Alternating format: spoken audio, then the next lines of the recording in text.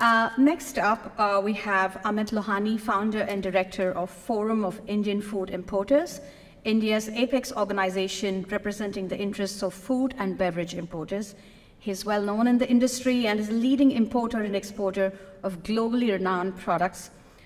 He also spent his day yesterday meeting some food and drink companies from Northern Ireland, so I'm hoping he'll share some of his views. Over to you, Amit. Good afternoon to all. Okay, let me do a quick survey. How many of you have been to India? So that's almost about 60%. So, India is a market which is very unique, and Alan has touched upon some points. Chris is going to touch upon a few points as well. But it's also how you look at the market, how you evolve the market to be beneficial for your own good in the long run. I was discussing this with Chris in the morning that everyone cribs about the fact that India is a difficult market to crack, which it is. If you go to an easy market, then there is a lot of competition. India, on the other side, is a great opportunity and a long-term market. And that's what we tell all our partners from across the world, that if you want to enter the Indian market, you can't have a 1-year or a 2-year strategy. It has to be a 10-year strategy. You have to think of India being part of your growth in the long run. So I represent Forum of Indian Food Importers. We are an apex chamber. We are a not-for-profit organization representing the food importers in the country. We were formed in 2009, and the whole idea was to fight the government or argue with the government or have a voice against the government, because the government is always trying to tell us, do not import in India. Because when you import in India, you take revenue, you take foreign currency out of the country, and you are working for international brands and international companies. And what we tell them is that when we bring products in the country, what we are trying to do is create benchmarks. We allow Indian companies to level up their game. When Apple started coming in India, there was a huge hue and cry that the domestic industry of apples will go down the drain because the international apples are going to be cheaper. So they put a tariff of 50% on apples. So anyone bringing any apples from anywhere in the world, there was a tariff of 50%. But our entrepreneurs, even the farmers, are very smart. What they realize is that what the Americans and what the Chileans and what the Turkish people were doing, instead of the wooden box that they have, they are getting a corrugated box. They are putting a tray on it. They're putting this small sticker, and somehow this sticker is giving the confidence to the consumer that it is a premium apple. And so they said, oh, it's very easy, we can do the same. They started doing the same. So the Indian apple at that particular point of time was being sold at 25p, and the imported apple was being sold at £1.20. The Indian apple, they changed the boxes, they did better grading, and they started competing with the apples. And at one point of time, in fact, the apples from Shimla, Himachal, were selling at a premium from a region called Kinnaur at about 1.50, and an apple which is produced in Washington state, it was selling for 125. So that is how Indian entrepreneurs, farmers adapt to new technologies, and they are not willing to die down just because some international company thought that they are going to come and tell us how things are to be done. In fact, we tell them that, this is how we do it, and you have to learn from us. So this is how we've been working on, and this is how we educate our farmers, we educate our manufacturers, we educate on international companies coming to India in terms of joint ventures and collaborations. Alan spoke about the fact that there are multiple opportunities in different segments, but I will definitely focus on the food side. We were formed by 7 founding members. Today we have a strength of about 5,500 members across the country in different spectrums of food imports, manufacturing, food processing, value addition. 30% of our members are now becoming manufacturers, because what they realize is that with all the restrictions that there were, and with technology transfer, they're able to manufacture a lot of these products in India. So 15 years ago, we used to get these butter cookies from Denmark, which were called Danish butter cookies. And then we realized that it's not rocket science to produce cookies in India. All we need is butter, which we had. All we need is flour, which we had. The tins were something which we did not have. So we started importing the tins. And today, India is producing Danish butter cookies and is exporting to Africa, Middle East, and at a much cheaper price than what we were buying from Denmark. So, when you give them competition, and the beauty of the market is that there is still a population who wants a Royal Danks butter cookie packed in Denmark and is willing to pay £5 for it, whereas there is an Indian version of the same cookie at £2. So it's the consumer, the aspiration which you play on, and that is where we come into play. Our members import about $6.5 billion worth of food products, and that is just the tip of the iceberg, because if you look at total imports in the country, it's about $27 billion. And out of which $17 billion is just palm oil. So you can imagine the amount of oil that we consume in the country. We have 4 offices across the country: Delhi, Mumbai, Bangalore, and Chennai. So this is what a lot of people look at India, and the cow on the street, and they get excited about it. Whenever I come and I'm showing them Delhi and I'm showing them Mumbai or someplace, and they say, "Wow, you have cows on the street." I said, "Yeah, we love cows." And in fact, there was on Valentine's Day this year, one of the government officials stated that let's make Valentine's Day not for Valentine, but for a cow. Hug a cow day. So they made a synonym that you go and hug a cow, and he put a picture, but then he was bashed and he had to remove the tweet. So, and he took out a notice. In fact, there was a notice, and a lot of news articles covered it, making fun of the fact that Indians are now hugging cows on the street. And that is something we are doing because somehow we have this love for cow. And why? Because we thought at one point of time, cow was the main source of milk, energy, business, prosperity, and every household had cows with them. They were milking them, though once the milking cycle was over, we were selling them to get slaughtered, so that was not very nice. But that is how it was. That was the dynamics, the farmers were doing it. We have one of the biggest, you can say, every 4 years, we have a thing called Kumbh, where millions of people from all walks of life go to Haridwar and other places, and they think that they are washing away their sins in the water, in Ganges or in other parts, Shipra and different rivers which are there, which are considered holy rivers. So if any one of you have done any sins, you can come to India and wash off your sins by just having a bath in that water.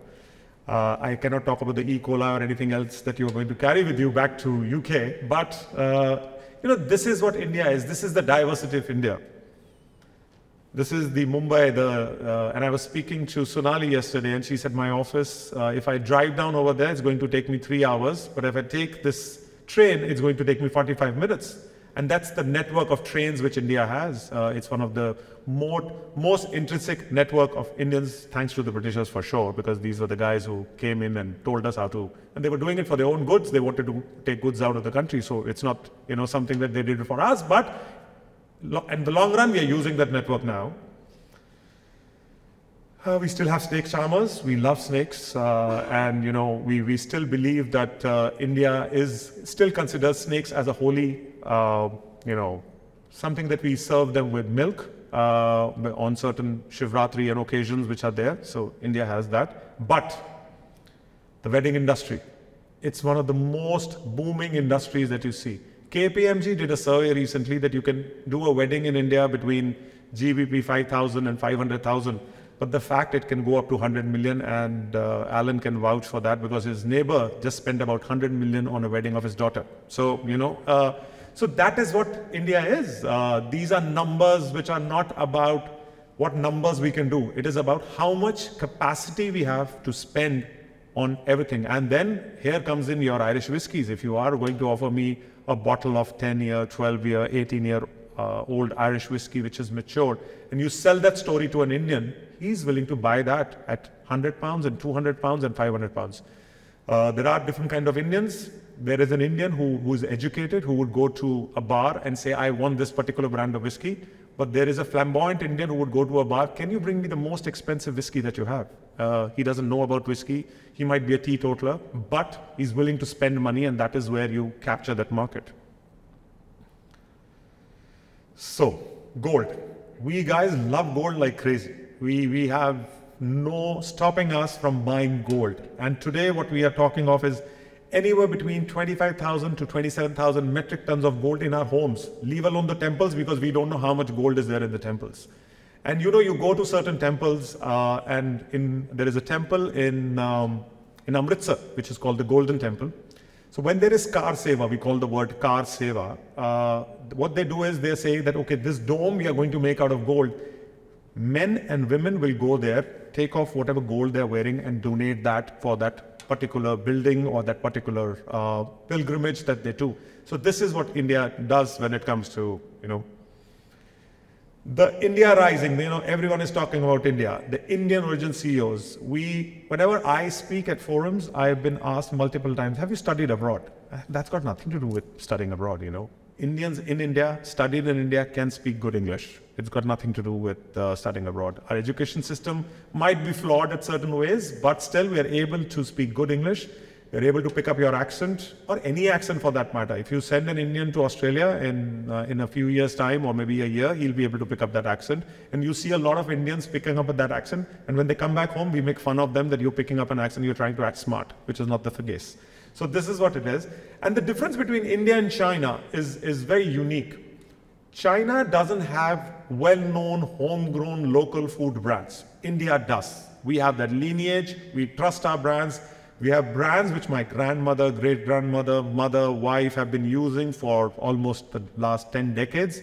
And it's continuing to grow, and we are getting new brands coming up. So that is where India comes into play, that India is a very unique proposition where please do not come to sell me chutneys and chicken tikka masalas and all this, because I will not buy those products. I need something which is unique to you, not something which is coming from us and you are just putting it in a bottle and giving it back to me. I would not do that. And we believe in the concept of fresh. For you, it might be a luxury. For us, having a glass of fresh juice is like, okay, it's not a big deal. All of us have these shops where you can buy a glass of juice for maybe less than £1. It starts at about 20p, 30p, 40p, depending on which kind of shop you are getting served on.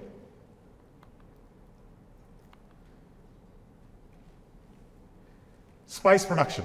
India is one of the largest spice producers. Almost 70 to 75% of the spices across the world are being either routed or sold through India. Milk. Yesterday I was sitting with one of the board members of the Irish board, and I told him that we are the largest producers of milk. He said, how is it that possible? I said, no, we are. We produce 24%, almost 24% of the world milk production, and 95% of that we consume the way it is. We just pasteurize it and drink it out of pouches which are done by cooperatives like Mother Dairy. And 5% is only which is value added. So there is a big opportunity in the dairy industry if you are able to capture that. Currently we are importing almost $100 million worth of skimmed milk powder from Fonterra in New Zealand. We trust that brand. We used to import from China, but then China had that debacle of melamine and things went down the drain. In fact, now China is importing from all these countries and they are importing from Ireland as well. So there is great opportunity for the milk industry and the dairy industry. Consumers in India are willing to pay an enormous amount of price for cheddars coming in from your region, from butter coming in from your region, because we use that butter for baking of croissants. We are using actually New Zealand butter as well, though we have Indian butter, but now except for one or two companies, we don't do unsalted butter. Indians love with a high content of salt when it comes to their butter, and that's a delicious butter. We do butter chicken, which is just butter and chicken. Nothing else, no tomatoes as well. That's the real version of chicken or butter chicken that we know of. We are the second largest producers of fruits and vegetables. So, because we have a huge spectrum of weather conditions, soil conditions, temperature conditions, mountains and hills and valleys and lakes, we are able to produce a lot of product in-house. That does not mean that we produce everything. We don't produce olives. We tried to produce olives. We failed miserably. We tried to do some quinoa, but it didn't make any sense. So now we are focusing on millets, which is an ancient grain which was produced in India this year. It's considered the year of millet. The government is investing a lot of bandwidth when it comes to millets this year. Almond. So India imported in bulk $33.6 billion. Almond imports was $1 billion, and all coming in from California. Almost 99% of almonds coming in from California. And would you imagine that most Indians do not even know that the almond that they're consuming is coming in from California? They believe it is coming from their backyard or somewhere up north where they are trying to farm it out. Indian production of almond is about 1,000 metric tons, whereas we are importing about 100,000 metric tons of almonds. So this is in terms of liquor consumption, how India is versus in terms of volume, how India is growing. We are one of the largest consumers of whiskey. Now there's a huge difference between what you call whiskey and what we call whiskey. And that is the sticking point in the free trade agreement as well, because what we call whiskey is 1 year maturity, what you call whiskey is 3 years maturity, and there is where India is sticking its guns out that we need to make sure that this is how they protect the domestic industry, and we have a huge domestic industry, and these are official numbers. The unofficial numbers multiplied by 5 or 7 or 10, and you don't know. So everyone says that India is going to reach China's population 1.4 billion or something. I'm not sure. We don't know how many people are giving birth and are they getting registered or not, because once you go down the stream, tier 1 metropolitans, you still get data. The moment you go down to villages, it's you don't know anything what's happening over there. So it's very difficult to get concrete data from that point. So India has done 10 FTAs, and 6 PTAs. What we've seen is that this government, in its second term, has been very progressive, very pragmatic when it comes to FTAs. So they've already done 3 FTAs. The UAE was the fastest. It was not on the cards, but it just went through.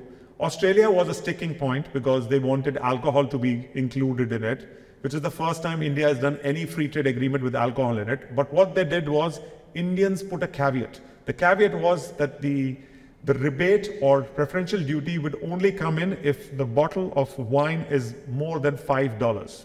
Most Indians consume wine which is $1 to $3. It's very less in amount of premium wines which are coming in. And if they're coming in, because for food, I'll give you a small example, that anything that you sell an Indian importer at £1, the consumer over there is paying £4. It's a 4x calculation. For Alcobev, it is 10x. So if you give a bottle of whiskey to me at £1, by the time consumer is paying after duties and taxes and excise and state laws and everything, it's about 10x. And then the hotels are more expensive. So you go to a hotel, it's crazy amount of money that they would ask you for. So diversity. So this is actually part of India. And this picture, actually, I clicked it. This was during the last wave of COVID. I was wanting to buy apples and I saw this vendor. So one side, this guy is, wearing a mask, trying to protect me from getting COVID. But on the other side, he's cleaning with a dirty cloth that he had in his hand. He's kind of cleaning the apples. He has technology on both sides. He has digital payment. You can make payments. PhonePe is a platform where I can make payments in a second. It's a GIF, it's a UPI. In fact, now US is asking this technology because it takes 24 hours for an American amount to be transferred from one account to another account. It takes maybe 20 milliseconds for an Indian to do that. And still he's using an old weighing scale if you look at the back. And that is what. And then if you see, I pointed out the sticker. This is an Indian apple with the sticker on top, the sticker that I was talking about, which makes it look premium. And consumers are willing to pay more money because they believe someone has put a sticker. And what they write on a sticker is high quality, nothing else. They are just saying that it is high quality product. And that's why you get a premium on top of it. And this is the organized retail. It could be, which is 10% of the market. 90% of the market is unorganized. 10% is these stores like Reliance, Food Hall, Nature's Basket, all these stores which are spread across the country, which cater to the niche of the market. But one thing that is there is that the price points at an organized retail store and an unorganized retail store for packaged product is exactly the same. In India, we have a regime called maximum retail price, which means that you cannot cheat the consumer because he's sitting in a South Bombay house. You cannot charge him more. Versus if he's sitting in a village, the price is exactly the same for packaged retail products. For gourmet products, like if you're getting cherries from Chile or Canada or anywhere else, then there can be differential because different brands have different prices. But all these prices have to be declared pre-import. I have to declare these prices before the product hits the consumer, either at a custom bonded warehouse or at the time of origin. There's a burger war going on, and it is just to showcase what is the price parity in India. What kind of consumers are we looking at? You can buy a burger from McDonald's at 27 pence. KFC burger is at 29 pence. Burger King is at 35 pence, which is chicken and veg both. They give you both options. Whereas there is a company which is called Louis Burger, and they're selling their burger at 17 pounds. So, and both of them are coexisting. Whereas McDonald's, you still have an experience. Louis Burger is a cloud kitchen. They just deliver you the product. What they've done is they have a tenderloin patty or a lamb patty, and they put a gold leaf on top, and they know that there are idiots in India who are willing to pay for gold leaf, which doesn't make any sense. It doesn't have any taste. Like you guys, if someone has visited a Nusrat or anyone else in Dubai. Dubai recently, I was there at a five-star hotel, and they said, do you want to try coffee with gold leaf? I said, does it change the taste? He says, no. I said, are you using different beans of coffee? He says, no. I said, then what is the use of having gold leaf coffee? And he says, no, sir, but you should try it. It's different. I said, okay, give me a pop. I paid like maybe 20 pounds for that coffee, or 25 pounds. And it was lousy. Even the beans were bad. If they would have been using some good beans from Colombia or Ecuador or Ghana, I would have at least enjoyed the coffee. It was like milk flavored with coffee. It was lousy. And that's what I told him, that it's lousy. I'll take it off the bill. I said, the problem is not take it off the bill. What you're doing is you're creating benchmarks. For a consumer who is unaware, would come in paying 20 pounds of coffee at a five-star hotel like St. Regis or anyone else, he would not believe, he would think that this is the benchmark of coffee. This is what great coffee tastes like, which is milky. And that's not the reality. Coffee should taste like coffee. It should not taste like milk. So that is what it is. The e-commerce market. It's one of the fastest booming e-commerce markets in the world. We had this new brand called Zepto, and what they assured us was 10-minute delivery. So if I go online, order any product out of the 300 SKUs that they've pre-decided, in 10 minutes, that is delivered to my home. 10 minutes, and that's about it. I've just heard that Jeff Bezos came to India and he learned about this concept and is asking his team in US, can we do something like this? And the Americans told him, no, it's not possible. In fact, it is not the Americans, it is Indian Americans, because half of his team is Indians. So, it is them who are telling him that it is not possible for us to do that in US because the scale of operations is not possible. We are too wide. But he says, when India can do it, with all the traffic jams that you see on the road, why can't we do it? And they didn't have an answer. So e-commerce is becoming huge in India. The growth trajectory is 300% year on year. We are buying a lot of groceries online. It is all about convenience, and that's what I was telling yesterday as well, that I would not go 2 hours to buy something. I want to buy something within 2 to 5 minutes. If I have a grocery store around the corner, there is where I will buy my products. I can't be traveling like US and you go to a Walmart or a Costco, spend 3 hours over there. We don't have that kind of time and luxury to do that. It's better that we sit at home, order online, or call up someone. And this goes for medicine as well. So if I want to order medicine, and this is, in fact, you can order cars like this, and you can go call up a car dealer that you want a particular car. You say, okay, fine, I don't want to see the car. He can come for a test drive. If you don't want to see the car, you know the car, you just pay it as an account, and next day morning, the car is delivered to you. So that is what India is. It's all about convenience. Everyone has spoken about the total population. I'm not going to cover that because, active movement. Social media is something that I want to talk about. We guys are now gung-ho about social media. So, Facebook, Instagram, Snapchat. It's very important that when you come to India, make sure you use these platforms to promote your product. In fact, politicians are now using social media to promote themselves. And that is very important. You need to understand that is the way to capture the market. That is a way to capture your audience, your voters. Anyone that you want to capture, social media is the best way. So if from Gen Z and Gen X, you're looking at Snapchat and a little bit of Instagram. The moment you cross 25, you're 25 to 40, you are in the Instagrammable age. And the moment you cross 40, then you are in the Facebook arena. Because, that's how people think. So if you tell my son, when I told him I'm on Facebook, it's for oldies. I'm also on Instagram, and I told him that I have 27,000 followers. Yeah, but that doesn't matter, most of these followers, you need real people and this and that. And I said, okay, fine, buzz off. I'm happy with my 27,000 followers. I don't care what you tell me. I'll keep on posting what I like. So, but that is how it is. That is how you promote products in India. The regulations, I'm not going to scare you with regulations because these regulations are for everybody in every country in the world. The BIS, the legal metrology, the food safety, the taxes, all these barriers are for every country wanting to export any kind of food products to India. So don't worry about it. It's a growing market. International food is growing at 27%. Domestic food is growing at 13%. These double-digit growths are phenomenal. Certain categories like vegan and organic are growing at 50 and 100%. So when it comes to food, do not worry about the fact that, what are the challenges. Find the right partner and your challenges are gone, because he knows everything that needs to be known about the Indian market. Due diligence is very important. Make sure that you do not go with the first visiting card or the first exhibition contact that you make, because in India, I pay £1 and I can get 100 visiting cards. I will tell you stories. Every person that you meet in India is going to tell you I'm the largest exporter of this, that, and this. The reality is they are not. But the fact that you go, connect, meet, talk to them, visit their facility is very important. Sustained effort, as I said, it's a 10-year story that you need to work on. Now, when it comes to strategies, the problem with a lot of companies from UK and Ireland and other Scotland is that they don't want to invest in India. Invest is not about giving money to Indians. It's about having promotion strategies. You cannot just tell me, oh, I have this product, which is a beautiful product because we've been eating it. I went to, in Scotland, I went to the Tunnocks factory. Tunnocks is it's a chocolate manufacturer, and he told me that every Britisher loves this. I was talking to a company called Jakemans. They do throat lozenges. And they told me, every Britisher loves this. I said, they might, I don't care. The problem is, for an Indian, it's a private label brand. We don't know what a Jakemans is. Unless you tell me it's available at Harrods and there is a film star from India like Shah Rukh Khan or Salman Khan who's picked up a packet of Jakemans and said, oh, I eat this. Till that point of time, for us, it is private label and I don't care about it. So the better way is to make sure that you reach your target audience. Need to know your target audience. Every product is not for every segment.